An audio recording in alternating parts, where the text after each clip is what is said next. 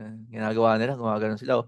Hi, hiya, hi, hiya, hi, hiya. Eh, to be honest, ginawa ko 'yan kanina.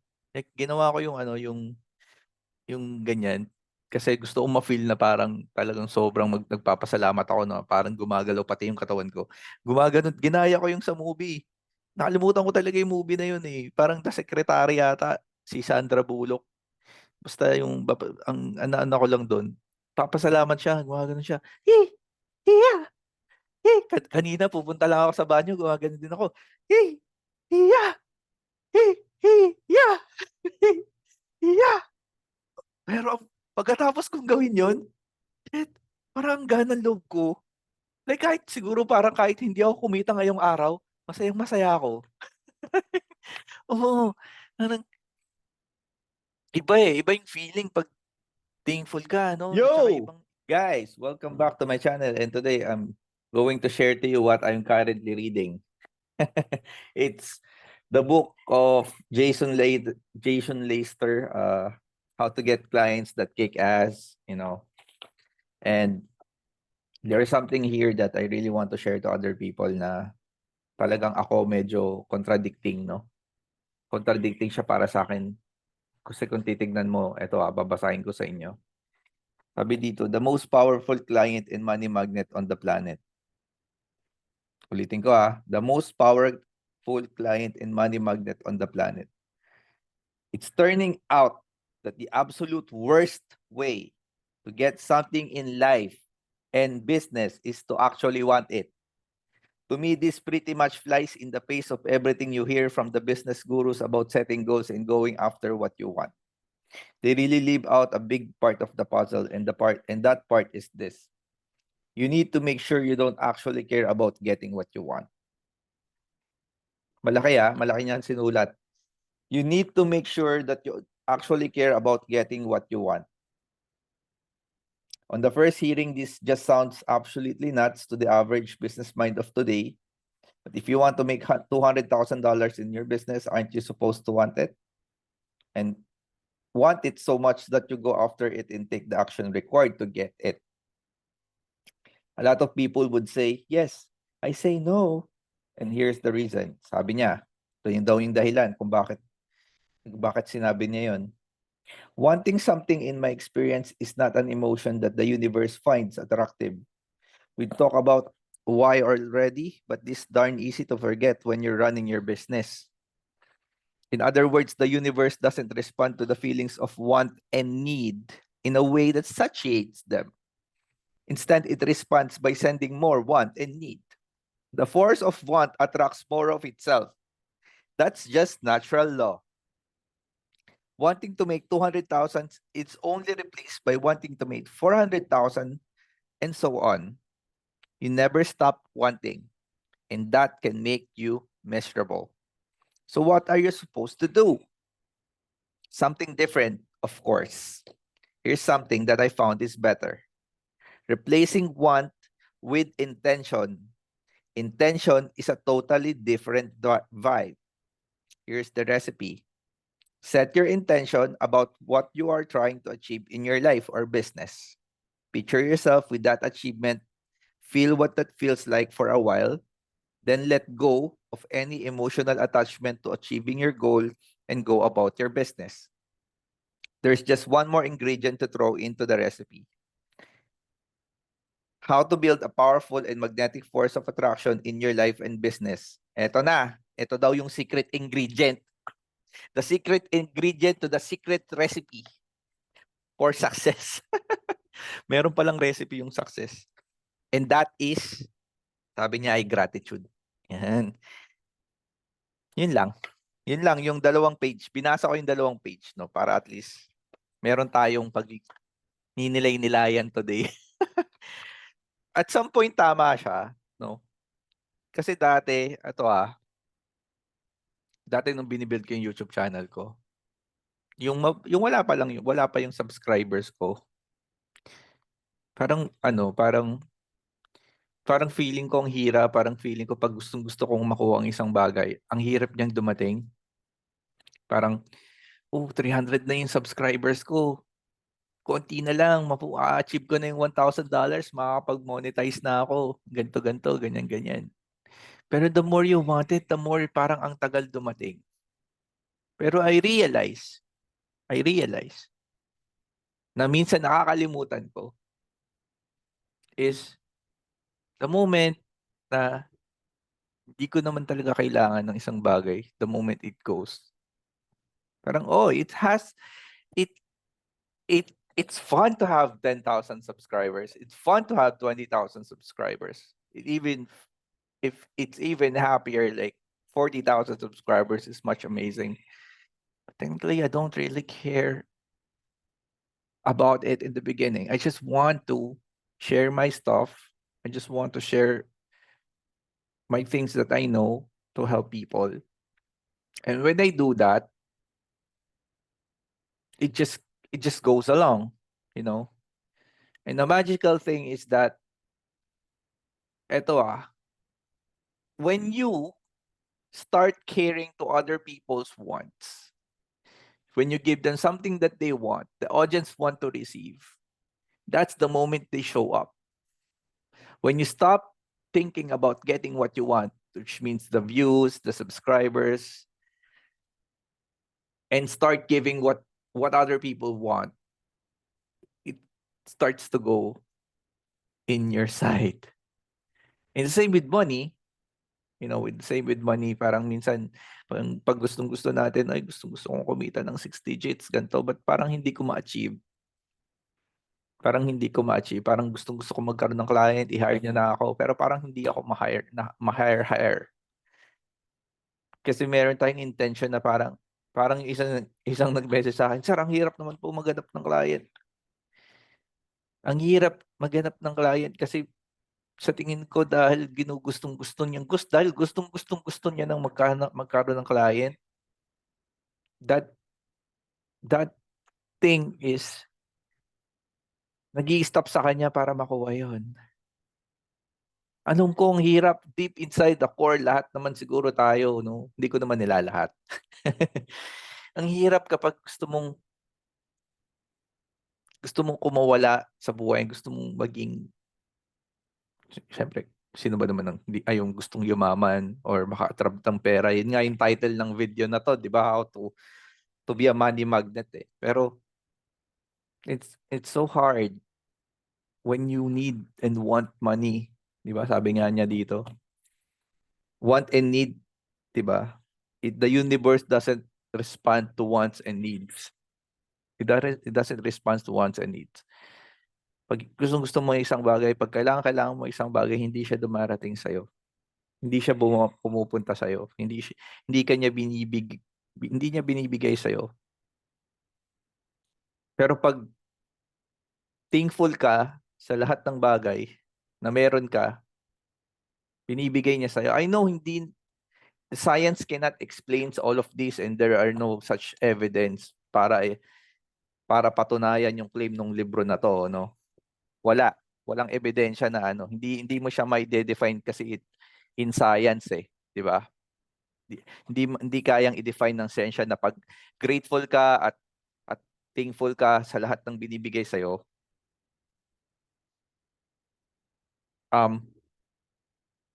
darating yung mga bagay na gusto mo. Hindi niya kailangan hindi niya ina-explain. Pero pag grateful ka, like alam mo dati, yung subscribers ko, araw-araw sinusulat ko 'yon, no? Na nakalimutan ko nang gawin 'yon. Araw-araw nagjo-journal ako, like grateful note.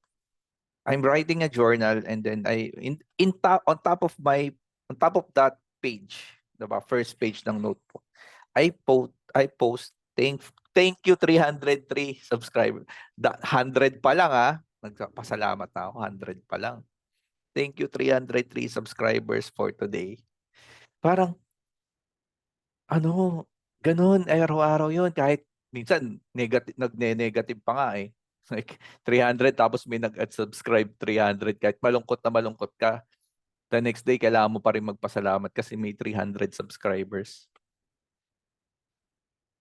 Tapos alam niyo, ang nakakalungkot lang, dumating ako sa point na dumami na yung subscribers ko. Parang I don't really give a shit. Or nakalimutan ko magpasalamat. Oo. Like, yung diferensya ng ng ng pagkakaroon ng dating-dati pa na 300 subs at yung pagkakaroon ngayon ng 43,000 plus subscribers, parang mas masaya ako nung 300 subscribers ako kaysa nitong 43,000 subscribers na ako. Parang nawala yung pagpapasalamat ko sa sarili ko. Yung parang hindi ako masaya. Alam mo yun? So ngayon, binabago ko yun. And I know people will going to get frustrated. Ay, di ka pala masaya. Nag-subscribe kami sa'yo. Chat, papatayin ka na namin. Ayaw na namin sa'yo. Wag di na kami manonood. Mag-unsubscribe na kami. That is not my point. My point is this. Minsan sa buhay natin, kapag nakuha na natin yung mga bagay na gusto natin, nakakalimutan na nating magpasalamat. Nakakalimutan na natin na narating natin yan dahil thankful tayo doon sa mga bagay na yung sa mga bagay na wala naman tayo dati pero thankful tayo. Di ba? Minsan nakakalimutan natin dati. Di ba? Minsan, nung nag-start ako mag-freelancing, 2 beses lang ako kumakain sa isang araw. Ngayon, 3 beses. I mean, naiiyak tuloy ako. I mean, dati, nagsisimula ako, wala akong kuryente, wala akong pera. 2 beses lang ako kumakain sa isang araw. Minsan yung isang kain ko, minsan hinihingi ko pa. I mean, dumating ako sa point na ganun, binibilang ko na lang yung pera ko kasi nga wala na akong pera. I want to be a freelancer. Matagal, matagal na yun, like 2015 pa.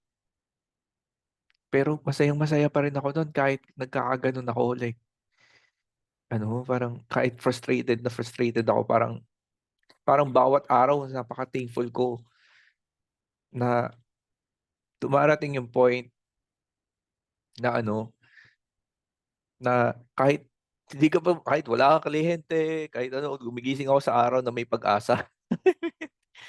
Di ba? Pero kahit parang hirap eh. Kahit na-achieve mo na pala yung gusto mo, na okay, meron kang work, meron ka pang sideline, meron ka pang kumikita ka pa sa mga ibang bagay. But parang feeling mo hindi ka masaya. Feeling na marami ka ng taga-subaybay, marami nang nanonood sa'yo sa YouTube channel mo at nakukuha mo, nakakabili ka ng mga investments. Parang feeling mo hindi ka masaya kasi nawala yung secret sauce. Alam mo yun, nawala yung secret sauce. Sabi dito, here's the secret ingredient, gratitude. Nawala yun sa akin. I mean, hindi ako magpapahipokrito. Parang nung na-achieve ko na yung mga bagay na gusto ko, na medyo mas okay na ako. Doon ako nakalipad, pasalamat. Pero nung dati, nung walang-wala ako, araw-araw sinusulat ko kahit hirap na hirap ako.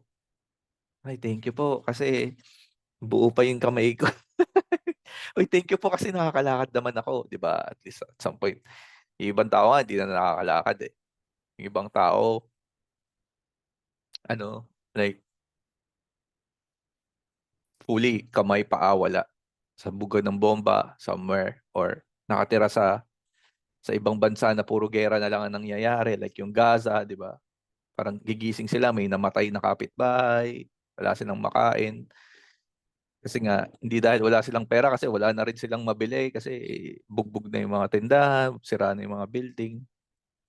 Pero tayo, kung mayroon pa rin naman tayong kinakain sa 3 araw, hindi lang siguro natin at some point mabili yung mga gusto natin kasi ay gustong-gusto nating mabili yun. Pero siguro ang point lang ng libro na to, no, na kahit napaka-hipokritong sabihin, no, na nagmamagaling ka, na nagmamaganda ka, Chad, no. Ang sikreto siguro sa sa buhay ay magpasalamat tayo, no. Pero kaya nagpapasalamat ako sa mga nanonood sa akin, no. Pasensyaan niyo na po minsan yung attitude ko. Kulang kasi ako sa pagmamahal eh. Yung attitude ko, minsan toyoin ako, minsan may ano ako, may pagka ano, sadista. Pero yun ako eh. At pinagpapasalamat ko pa rin. Pero yun yung unti-unting baguhin ko din naman yung mga ibang behavior ko na hindi maganda. Pero yun nga guys, if you really want to get something in life, sabi dito sa libro, stop. You need to make sure you don't actually care about getting what you want. Yan ah. Paano paano yun? At kailangan ang secret ingredient daw pag gusto mong makuha ang gusto mo sa buhay ay kailangan maging grateful ka. Na kahit feeling mo is napaka-hipokritong sabihin na pag may iniisip ka na bagay na gusto mo at gusto mo makuha dahil kailangan mo, babaguhin mo yun. Kailangan daw sabihin mo, thank you. Kahit napaka-hipokrito, no? Kahit feeling mo parang hindi ikaw yung nagsasalta ng thank you. Kahit, 'di ba? Kahit salamat po sa sinigang na baboy ngayong tanghali. Ayun, salamat dahil buo pa yung katawan ko. Salamat kasi may iniinom akong kape ngayon. Salamat. Parang naalala ko yung isang movie na pinanood ko, yung matanda na sobrang yaman nila, yung matanda pag nagpapasalamat sumasayaw pa eh. Yung ano ba yun, like kalimutan ko na is kay Sandra Bullock na movie, basta sumasayaw pa sila. Parang nagki-create pa sila ng sound para lang magpasalamat sa ano, kasi hindi naman sila Christian eh. Ang nagpapasalamat sila sa environment, sa likas, sa ano, sa Mother Earth. Ginagawa nila, gumagano sila. Oh. Hi, hiya, hi, hiya, hi, hiya. And to be honest, ginawa ko yan kanina. Like, ginawa ko yung ano, yung ganyan.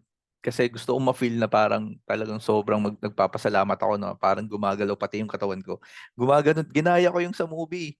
Nakalimutan ko talaga yung movie na yun eh. Parang The Secretary yata, si Sandra Bullock. Basta yung, ang ano ko lang doon, papasalamat siya, gumagano siya. Hey, hiya, hey. Kanina pupunta lang ako sa banyo, gumagano din ako. Hey, hiya, hey, hiya, hey, hiya. Pero pagkatapos kong gawin yon, shit, parang ganang loob ko. Like kahit siguro parang kahit hindi ako kumita ngayong araw, masayang masaya ako. Oo, parang iba eh, iba yung feeling pag thankful ka, no? At saka iba yung feeling pag hindi mo, parang pag iniisip mo na yung mga kailangan mo sa buhay, yung actually doesn't really care. So yun lang, siguro yung sharing ko for today, no? Sana hindi niyo isipin na baliw ako ngayong araw na to at mag-unsubscribe kayo. Pero okay lang naman po kung gusto niyo mag-unsubscribe. Ayaw niyo akong makita or ayaw niyo makita yung mga status ko, mga updates ko. You can unsubscribe, 'di ba? Sabi nga nila, 'di ba sa libro, ito the most powerful client in money magnet on the planet, no? You need to make sure you don't actually care about getting what you want. So, you don't need to subscribe, 'di ba? You can unsubscribe anytime you want. Anytime you want. You can block me. 'Di ba? So, thank you guys, no? At pero sa mga tao, 'di ba? Ito naman yung secret ingredient. Para sa mga tao na gusto ko suportahan, papasalamat po ako sa inyo na kahit pindutin nyo man ang subscribe button o hindi, ultimo panonood ng video na to, nagpapasalamat na po ako na nandito kayo, na napanood nyo to. At some point, sana may natutunan kayo. Or kung hindi man, at least tumawa kayo kahit papaano. Diba? Napagaan ko yung konti in loob nyo. Salamat and have a nice day. Thank you for everyone. Thank you for watching.